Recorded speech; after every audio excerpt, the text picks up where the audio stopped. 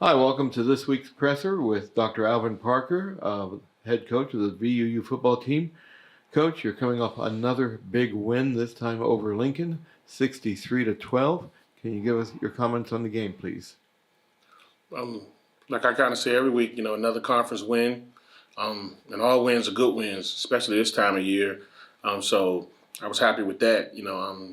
Again, just going through every week, preparing the guys, getting them ready.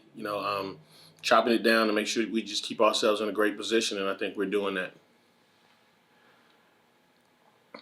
We'll open the floor up now for questions.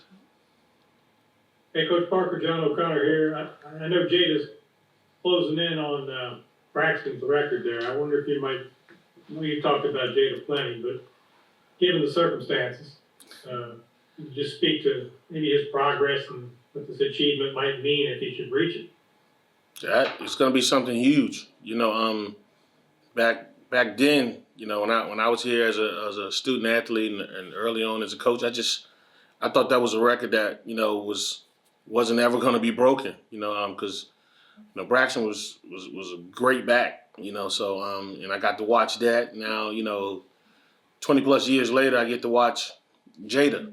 And he's a great back. So and they say records are made to be broken. So I think it's going to be a good thing. But again, years ago, I thought that was a record that was so good that in terms of the touchdowns and the rushing yards, that I just thought couldn't have been broken. So now we sit here.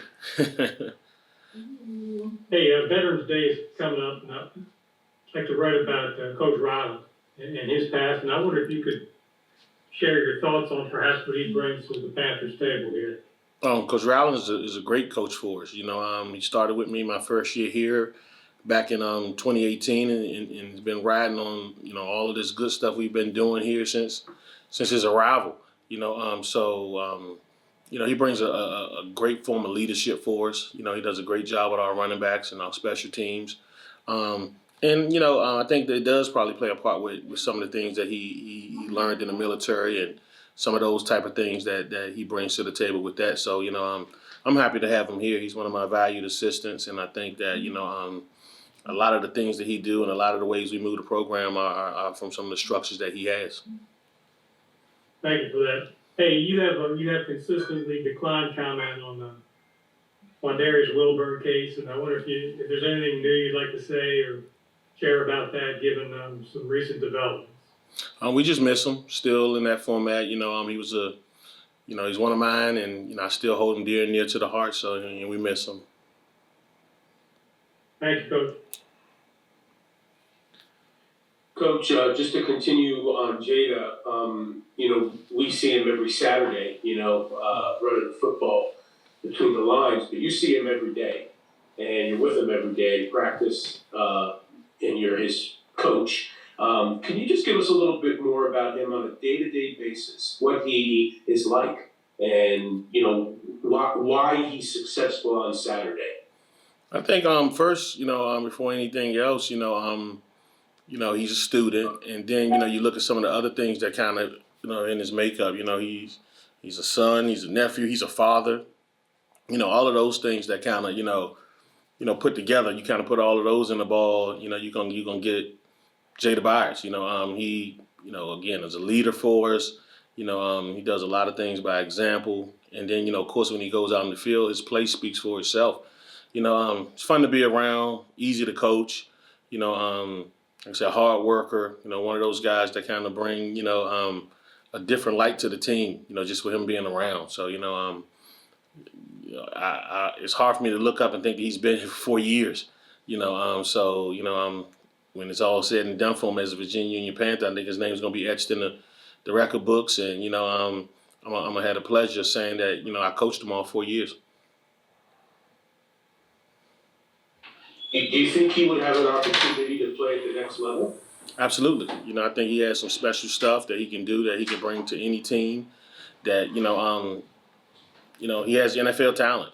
And I think a lot of the things that you feel good about with being an NFL player. And I watched a few guys that make it to the NFL from this level. He has it. So I think he does have the ability to play on Sundays. Hey, if I can interject there, Coach Parker, in what areas do you think he's a third down back? Is he a punt returner? Is he a kickoff returner? Is he all of the above at that level, perhaps? I think he's definitely all of the above. I think he can do it all. He's shown he can do it. You know, he's returned kicks for us. He's returned punts for us. He's effective in the pass game. You know, he's great in the run game, of course, like everybody knows. But, you know, he brings an aspect of everything to him. And I don't think he's limited. And I don't want anybody to think of him as just a, you know, a kind of player that's kind of situational. You know, he's an every down player, you know, and I think he's shown that. Thank you.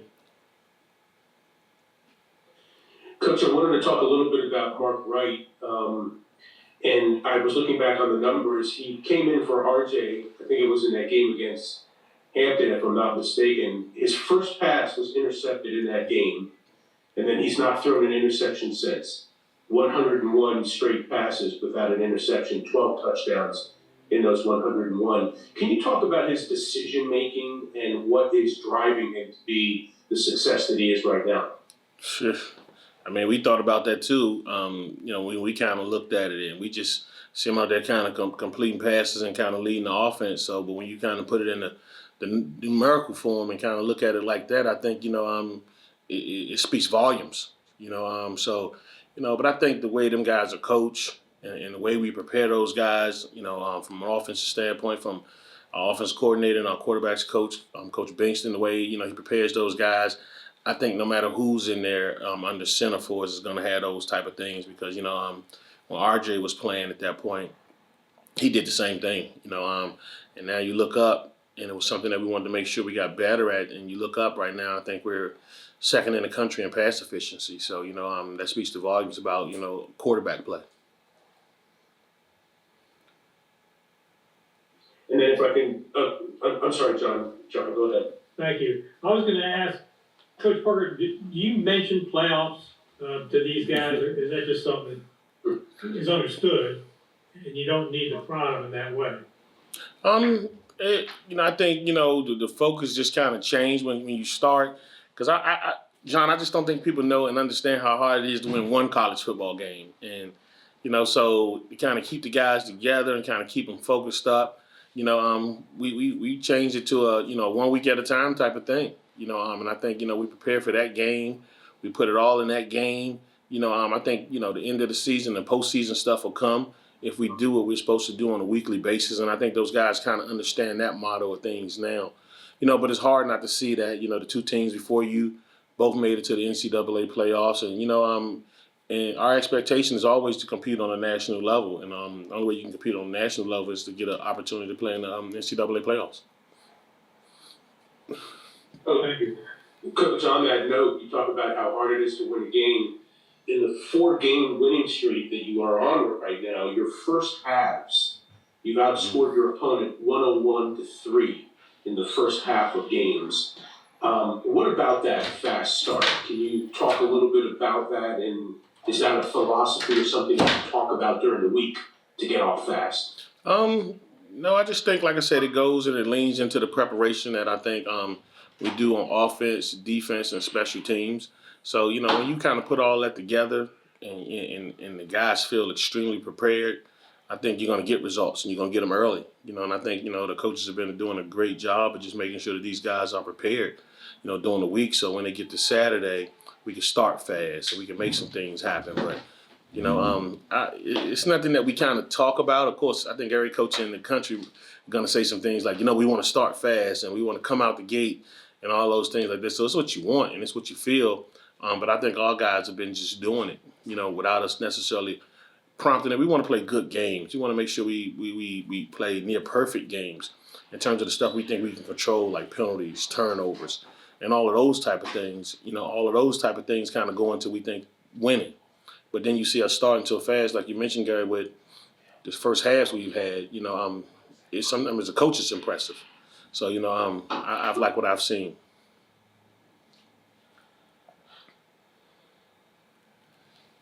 And for Jayden, go ahead. Jayden Early voted the Rookie of the Week this week. Talk a little bit about him.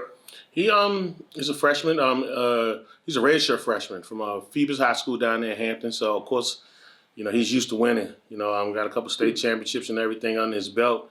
So he's one of those guys. So he, you know, he waited his turn, and when he got his turn, he took advantage of it. You know, so again, to say, you know, you got a redshirt freshman starting on that defense, again, just speaks volumes about the recruiting, speaks volumes about having guys and getting them playing ready.